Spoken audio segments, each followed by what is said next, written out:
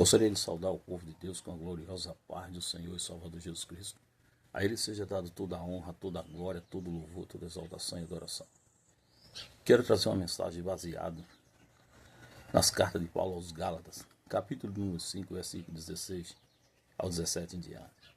Está escrito assim: digo, porém, andai em espírito, e não cumprirei a concupiscência da carne.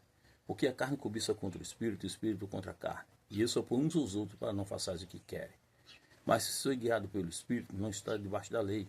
Porque as obras da carne são manifestas quais são: prostituição, impureza, lascívia, idolatria, feitiçaria, inimizade, porfia, emulações, iras, peleja, dissensão e heresia, inveja, homicídio, bebedice e glotonoria, e cuja semelhante a essa, acerca da qual vos declaro, como já ontem vos disse, que o que comete tais coisas não herdarão o reino de Deus. Mas o fruto do Espírito é caridade, gozo, paz, longanimidade, benignidade, bondade, fé, mansidão, temperança. Contra essas coisas não há lei.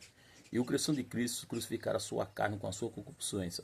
Se vivemos no Espírito, andamos também no Espírito. Não sejamos cobiçosos de vanglória, irritando uns aos outros, invejando uns aos outros. Meus amados irmãos em Cristo Jesus, está aí. Há uma luta constante entre a carne e o Espírito contra a carne. E uns se põem uns aos outros para ver o que vence. Mas o que vence nessa história toda é aquele que você alimentar mais. A carne, se você alimentar ela com os desejos e prazeres do mundo, com certeza é ela que vai te vencer. Por isso que o Senhor Jesus ele disse: não ameis o mundo e as coisas que o mundo vos dá. Porque se alguém ama o mundo, o amor do Pai não está nele. E com que nós devemos alimentar nossa alma? Com jejum e oração e vigilância, meditação na palavra de Deus. E tem muitas pessoas que dizem que salvos para sempre. Eu não concordo. Eu não concordo com isso. Porque a Bíblia está escrito aí que o que comete tais coisas não herdarão o reino de Deus. O que comete prostituição, impureza, lascívia, idolatria, feitiçaria, inimizade, porfia, emulações, iras, perigas, sessões, heresias e coisas semelhantes a esta. Ainda tem outras coisas que Paulo quer dizer. Que o que comete tais coisas não herdarão o reino de Deus. E como as pessoas, uma vez salvo para sempre. Se a própria Bíblia diz que aquele que perseverar até o fim será salvo, e Paulo mesmo ele fala nas suas cartas, ele diz que ele mesmo antes subjuga o seu corpo, para depois de ter pregado para muito, ele não ser de maneira reprovado ou desqualificado. Então, meus irmãos, o evangelho é caminho estreito, é porta estreita, também tem duas portas, a larga e a porta estreita. É livre-arbítrio, você que escolhe aonde você quer entrar. Porque a Bíblia diz: entrar pela porta estreita, porque larga é a porta, espaçoso o caminho que conduz à perdição, e muitos são que entram por ela, porque estreita é a porta e apertado o caminho que conduz à vida, e por qual que encontre. Então, qual é o caminho que você está seguindo? Qual é o caminho que você está seguindo? Mas é bem verdade que no nosso meio tem levantados indoutos, como o apóstolo Pedro ele fala nas suas cartas, nas suas epístolas, segundo Pedro 3,18, que há ponto difícil de entender que os indoutos, inconstantes e torcem igualmente as escrituras sagradas para a sua própria perdição. Tem muitas pessoas que estão torcendo a palavra de Deus. Tem pessoas que querem que o evangelho se enquadre nele. Não é o evangelho se enquadrar em mim, eu me enquadrar no evangelho, no que está escrito.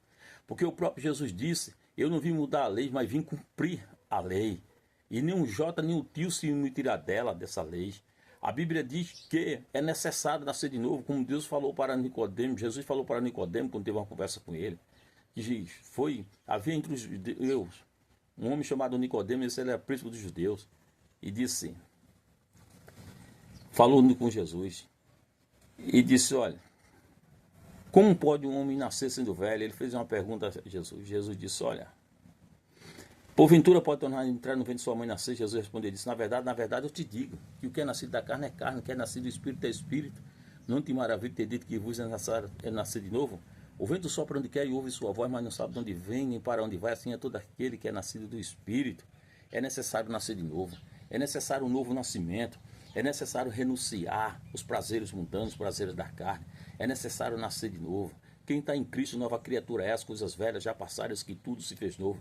Eu não acredito no novo nascimento se as pessoas ainda cometem as mesmas coisas que cometiam no outrora. Se a pessoa é avarenta, se a pessoa é arrogante, se a pessoa é soberbo, se a pessoa é orgulhosa, se as pessoas não têm amor para si mesmo, nem amor para com o próximo. Então é em vão. Na realidade ele entrou na igreja, só que o evangelho não entrou nele. Na verdade ele saiu do Egito, mas o Egito não saiu dele. Então, meus amados irmãos em Cristo Jesus, pense nisso, medite nisso, porque Jesus Cristo em breve ele vem. E a Bíblia diz: ficarão de fora os cães feiticeiros, mentirosos, que prostituem, que amam e que cometem a mentira. Não significa que nós não estamos sujeitos a errar, todos nós estamos sujeitos a errar, mas permanecer no erro é diabólico.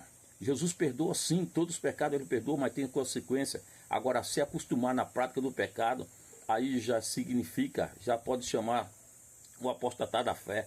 Tem pessoa que tem tanta mente já cauterizada que para ele pecado já não é mais pecado, que para ele santidade já não importa mais. Meus amados irmãos, a Bíblia diz que lá no céu só vai entrar um povo lavado, redimido pelo sangue do Cordeiro de Deus. Que Deus em Cristo te ajude, que Deus em Cristo te abençoe, no nome do Mashiach de Israel. Shalom.